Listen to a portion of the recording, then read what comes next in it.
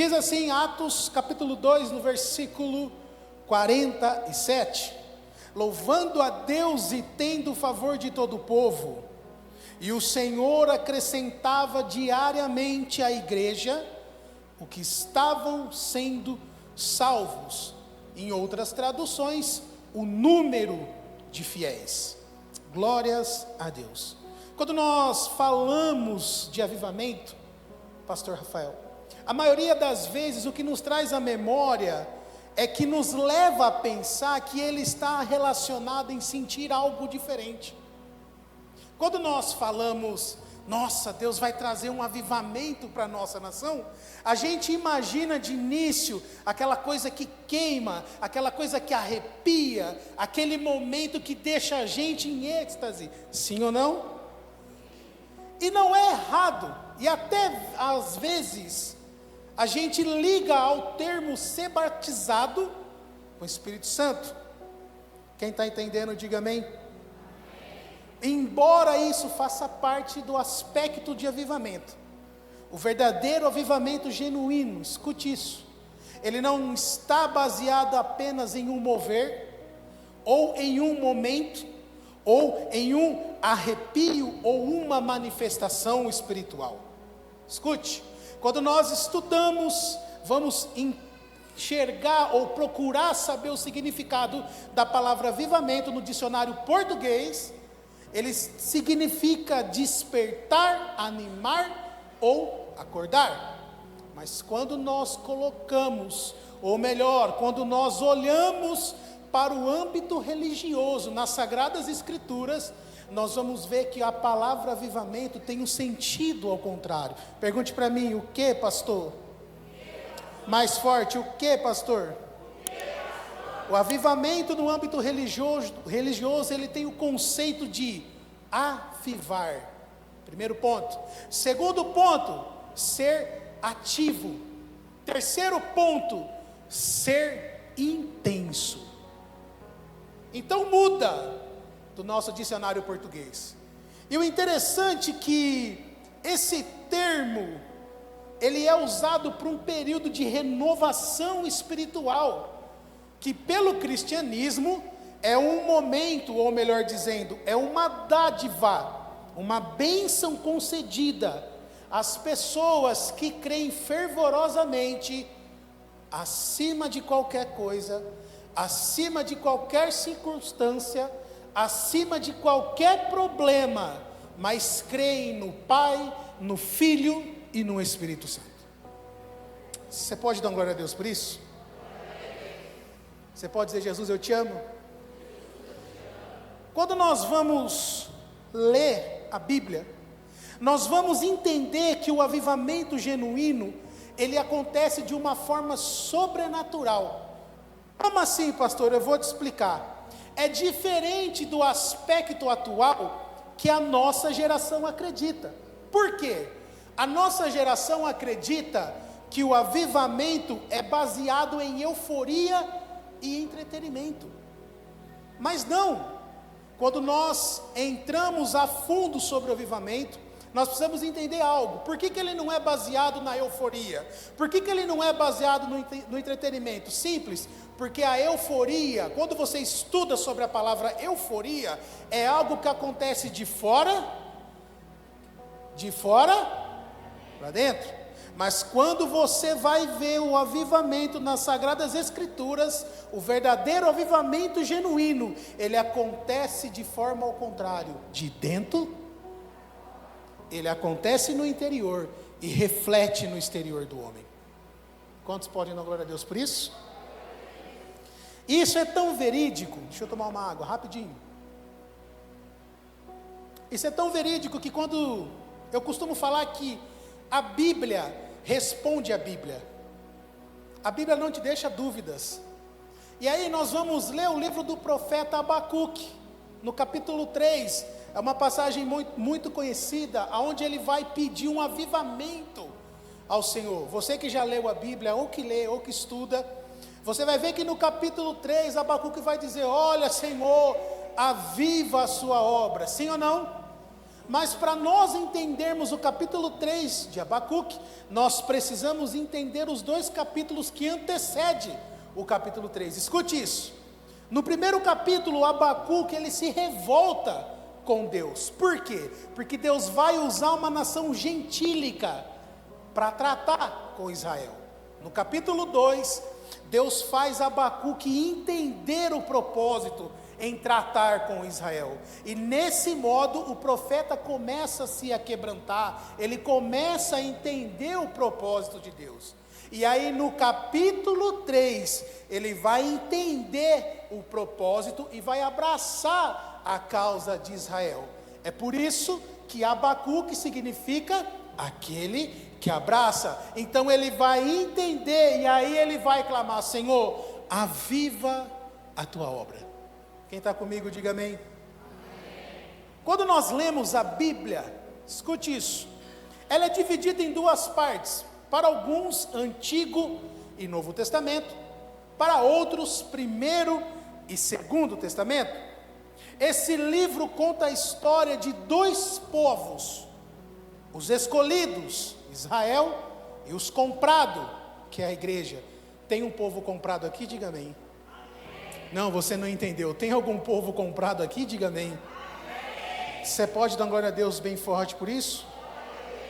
O fato é que tudo que está relacionado na primeira parte vai falar sobre os projetos, ou melhor, os feitos que o Senhor fez para Israel, mas também aponta para um grande avivamento que viria no Novo Testamento. O verdadeiro avivamento genuíno, ele acontece tanto na primeira parte quanto na segunda. Quantos estão entendendo? Diga amém. Por que aponta para a segunda parte? Nós precisamos recapitular a história. Lá no jardim, na criação, quando Deus cria o homem, Ele cria o homem não simplesmente por criar, Ele cria o homem com um propósito. Escute algo, entenda de uma vez: ninguém foi criado por criar. Se você está aqui hoje na Viver Church a essa hora, nessa quarta-feira, não é porque você quis estar, é porque Deus tem um propósito com você. Se você está passando a situação que você está, não é porque tem que passar, é porque é nessa situação que Deus vai mostrar a glória dele. Então todos nós temos um propósito de Deus. Quantos têm um propósito de Deus? Diga amém. E aí o que vai acontecer? Deus cria o homem com um propósito. E qual era o propósito? Se relacionar com o homem. Nós entendemos que o homem é as primícias do Senhor. E aí, se ele é as primícias, por que Deus não cria o homem primeiro? Simples, a Bíblia responde a Bíblia. Gênesis vai dizer que no começo não tinha nada, a terra era sem forma e vazia. Quando nós falamos esse termo sem forma, não é que ela não tinha forma, ela era inabitável. Então o que o Senhor Deus vai fazer? Ele vai construir, ou melhor, Ele vai moldar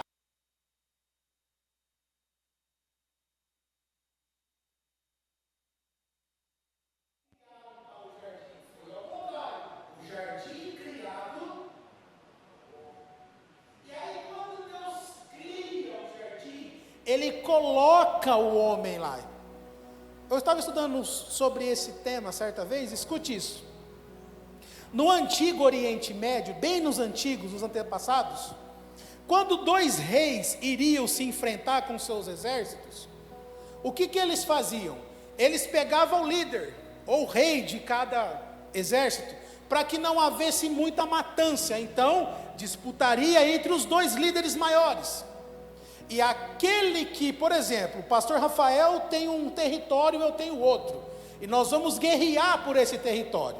Se o pastor Rafael ganha, me vence, o meu território passa a ser dele. E aí, para marcar que aquele território é dele, o pastor Rafael vai colocar uma estátua, um arbusto seu para demarcar aquele lugar. Pastor, eu não estou entendendo, eu vou te explicar.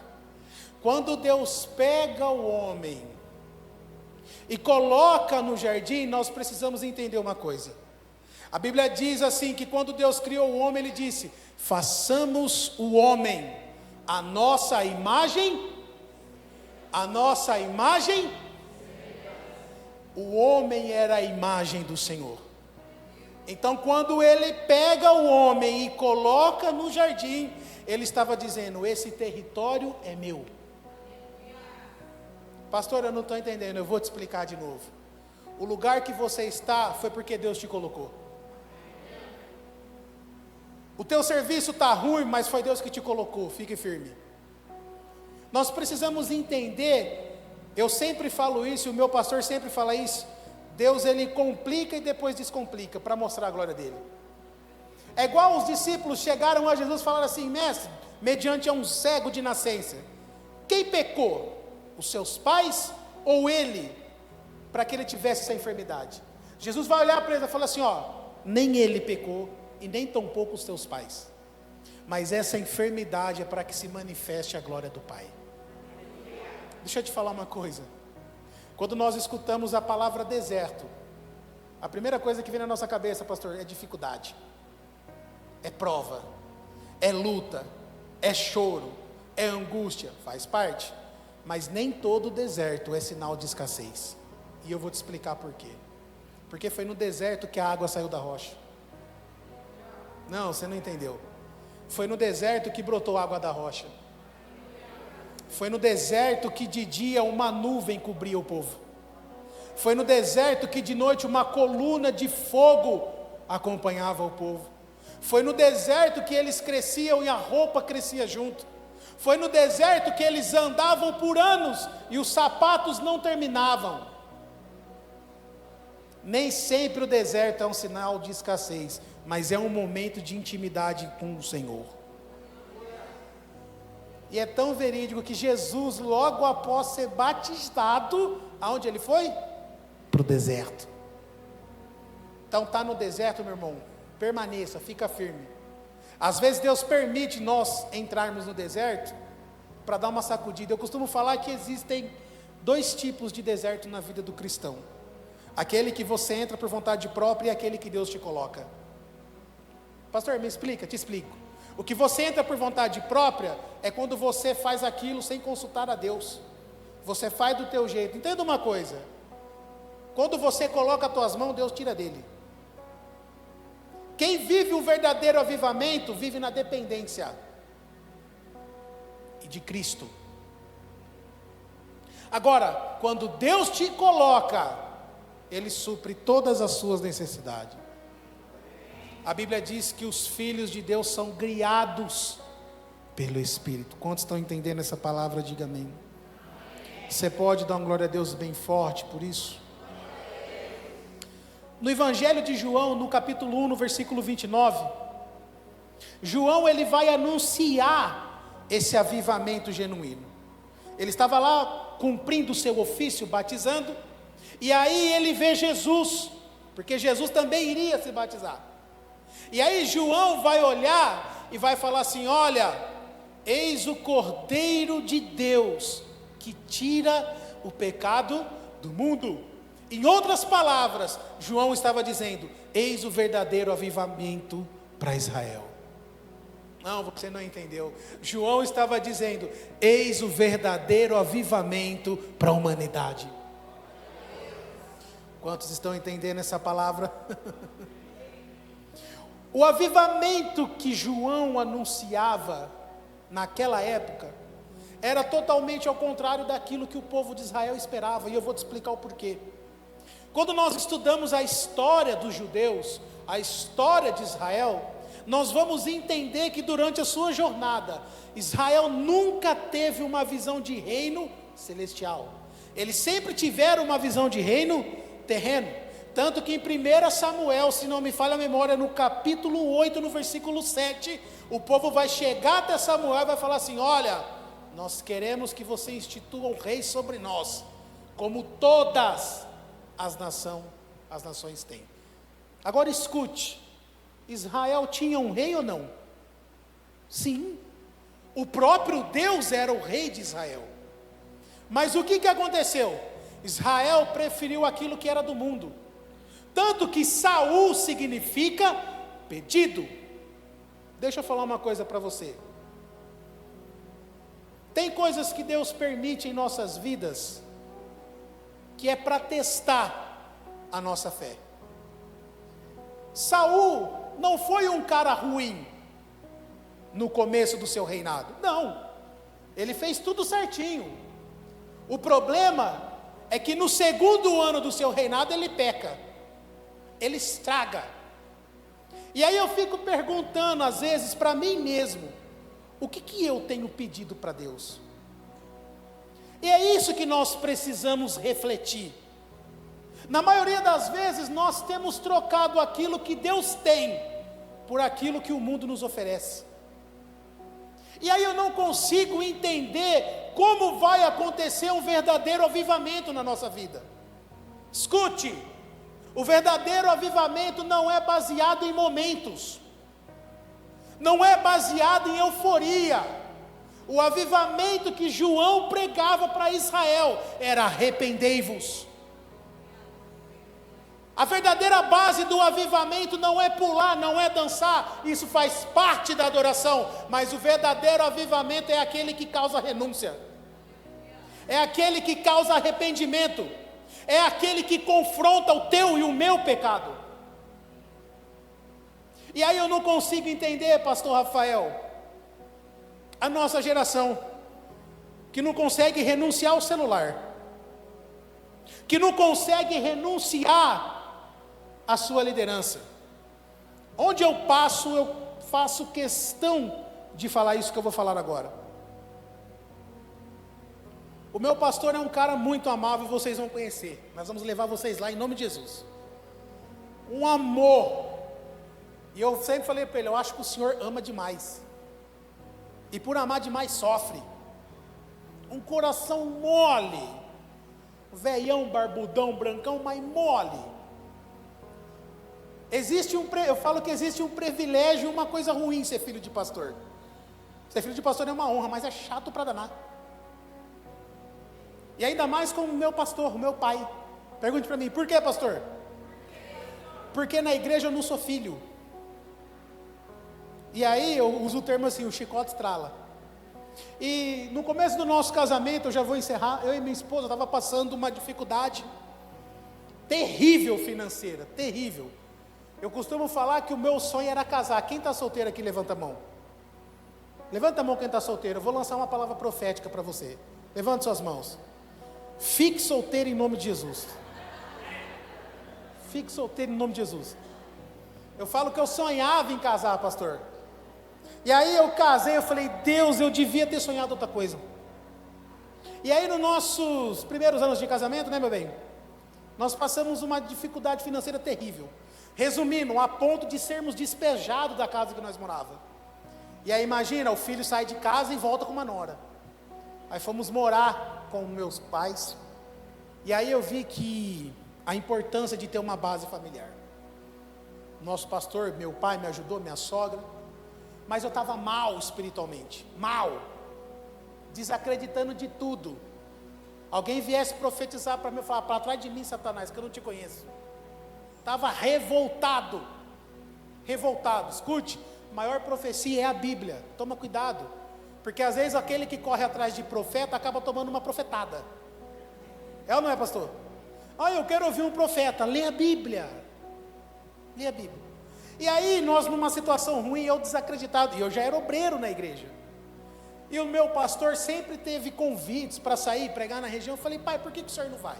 E ele mudando de assunto, lembra disso, meu bem? Sentado na cozinha, na mesa, jantando, e eu insistindo, ele olhou para mim e falou assim, detalhe, eu sempre fui o braço direito do meu pai, sempre, só até hoje, né, meu bem?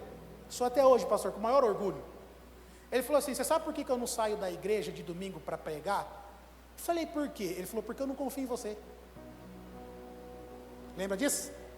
Pastor, aquilo veio no meu peito de uma tal forma. Eu falei: caraca, o que eu fiz? Eu enchi meu olho d'água, engoli seco. Eu falei: poxa, pai, mas qual foi o dia que eu dei um motivo para desconfiar? Ele falou assim: eu não confio em você, no seu caráter como homem, mas o homem espiritual que você é hoje não é nem sombra do que você foi. E aquilo virou uma chave na minha cabeça. Como que nós vamos conseguir um avivamento se a gente não consegue ser submisso? Porque às vezes, a gente que é líder, que é pastor, tem que estar aqui em cima sorrindo, mas aqui dentro arrebentado. E púlpito não é lugar de desabafo. A Bíblia diz que um cego guiando outro cego, cairão ambos. Ele falou: meu filho, presta atenção. A tua situação é você e Deus. Líder tem que manter cabeça em pé. E aí eu olho para a nossa geração. Hoje tem igreja para todo jeito, né, pastor? Para tudo quanto é jeito. Eu até brinco, é melhor ter uma igreja do que um boteco. Mas escute, tem aquelas pessoas que se o pastor dá uma corrigida, não vão mais na igreja. Não está apto para viver as promessas de Deus. É só olhar para Abraão. A gente lê a história de Abraão e fala: nossa, que lindo, mas para e pensa. Será que eu e você tinha coragem de deixar toda a família? Porque família é laço. É um laço praticamente inquebrável. Mas nós precisamos entender quando a Bíblia diz: amará o Senhor teu Deus sobre todas as coisas. Quem quer viver a promessa não escolhe, vive. Quem quer viver o propósito não questiona, vive. Quem quer viver o propósito se cala e faz. A nossa igreja, eu vou encerrar. A nossa igreja vai completar 14 anos. O pastor Johnny conhece o pessoal lá. E foram anos orando. Eu duvidei da minha igreja. E um dia eu já dei muito trabalho. Meu pai falou assim: ó, eu vou orar para Deus tampar a tua boca. Eu falei: então ora. Eu era meio tupetudo, pastor. Até tomar uns tombos que Deus permitiu. E hoje eu olho, eu converso com meu pai, ele falou: tá vendo, meu filho? É isso que eu sempre te falei. A nossa igreja de uns 4, 5 meses para cá expandiu. Mas não por causa de números, embora o espaço já não cabe mais. Nós saímos de 20 pessoas para 80, 100. Nossa, vocês estão alegres? Não, pé no chão. Porque Deus, ele não é quantitativo. Não é a quantidade que interessa, é a qualidade que você oferece. Eu também não estou aqui falando que a viver em Cristo é... Não. Mas hoje a gente olha para trás e meu pai fala: é isso que eu falava para você. Mantenha-se firme. E é isso que o avivamento causa: convicção. Quando nós olhamos para Abraão, Deus manda quem sair? Não foi mandado Abraão? Ó, pega a tua esposa e sai fora da sua terra. Quem mandou ele levar Ló? Né, pastor? Ninguém mandou. E aí o que aconteceu? Lá na frente deu problema. Estava na cara. É o que muita gente faz hoje. Leva quem não deve para dentro do teu propósito. O que é para você passar, ninguém vai passar, meu amigo. É para tu mesmo. Não tente encaixar pessoas que Deus não queira na tua vida. Nós passamos por muitas coisas na nossa igreja. Muitas. Pessoas passaram, saíram. E eu costumo falar que existem pessoas que a gente quer que saia, mas Deus quer que fica. E existem pessoas que a gente quer que fica, mas Deus quer que saia, porque tem outros propósitos. E aí vai dar problema. E aí vai chegar até Ló e falar: ó, é o seguinte, Abraão vai falar para Ló: ó, tá vendo isso aqui, ó? Escolhe. Se tu for para a direita, eu vou para a esquerda. Se tu for para a esquerda, eu vou para a direita. E por que Abraão deu a opção de escolha. Sabe por quê? Porque quem está na promessa não precisa escolher, só confia. Não, você não entendeu. Quem está na promessa não precisa ficar escolhendo, só confia e faz. A promessa era em Abraão. Deus está falando para mim e para você, a minha promessa ainda está de pé. Ah, eu quero um avivamento, então se arrependa. Ah, eu quero viver mais, então renuncia. Ah, eu quero fazer isso, então dobra o teu joelho e busque. Hoje, graças a Deus, Deus tem abrido as portas para o nosso ministério, para mim e para minha esposa.